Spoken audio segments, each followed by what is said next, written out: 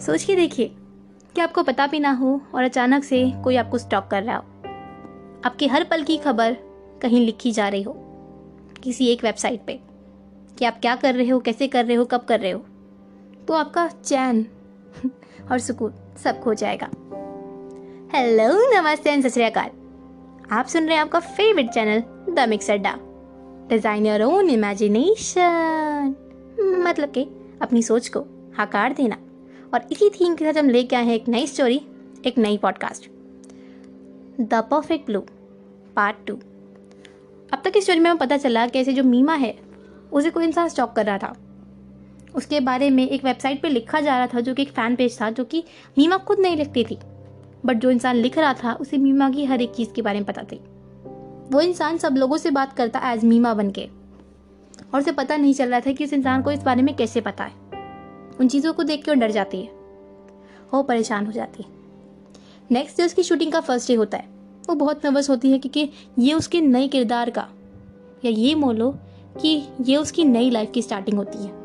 वो एक pop star life को छोड़ के एक एक्टर की लाइफ में अपना पहला कदम रखती है। शूटिंग के दौरान जब उसकी सेक्रेटरी से पूछती है कि क्या तुम नर्वस हो, तो वो कहती है हाँ।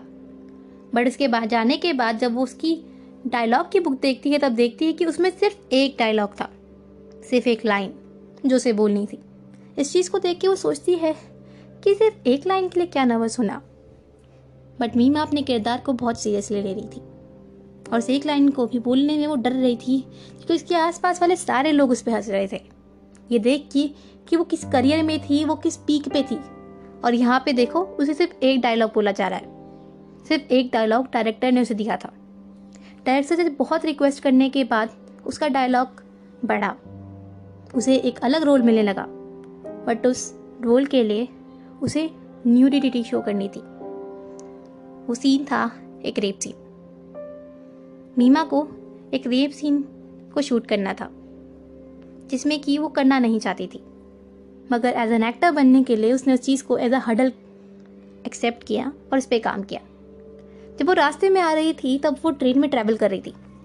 जब ट्रेन में ट्रैवल करते वक्त वो अपने शीशे में अपनी रिफ्लेक्शन देख रही थी, तो वहाँ पे उसका रिफ्लेक्शन दिखता है पॉप स्टार मीमा का, जो कह रही होती है मुझे ये सब नहीं करना।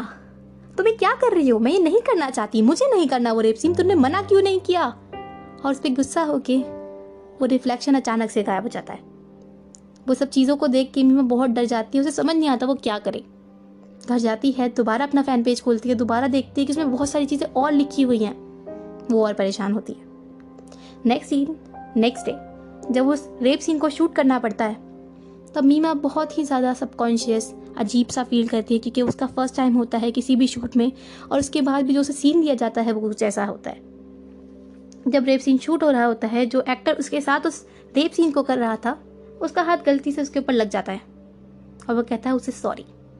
इस चीज़ को देख के स्माइल करती है और कहती है कोई बात नहीं। जब उस रेप सीन को शूट किया गया तो सबको ऐसा लगा कि वो रेप सीन एक्चुअली हो रहा है।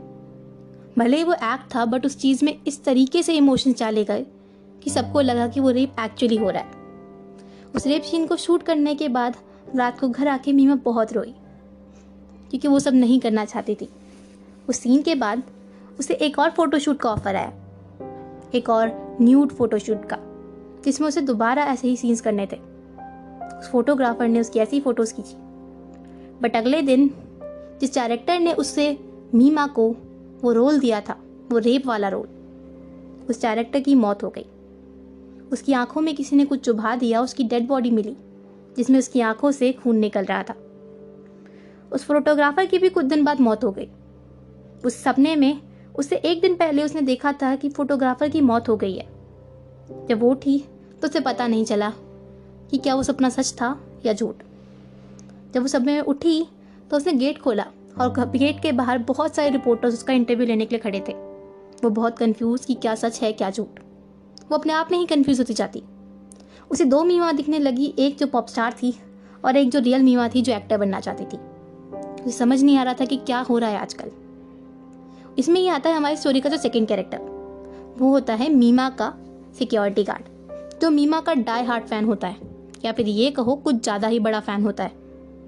जब मीमा ने न्यूड फोटोशूट कराया एक एडवर्टाइजमेंट के लिए या फिर एक मैगज़ीन के कवर पेज के लिए, तो उस मैगज़ीन को कोई और ना देखे, इस चक्कर में वो डाई हार्ट फैन उन सारी मैगज़ीन्स को ख़रीद लेता है, अपने घर पे रखता है और मीमा की साइड पे मीमा से या फिर उस शख्स से जो मीमा बन के उससे बात कर रही होती है उससे बात करने लग जाता है। उसी पे हेलुसिनेशन होने लगते हैं। उसे दिखता है कि मीमा उसके आसपास है और उसे प्यार से बोल रही है कि मैं एक्टर नहीं बनना चाहती। आगे की स्टोरी को जानने के लिए हमारे साथ कनेक्टेड रहें। Till then be safe, be काम।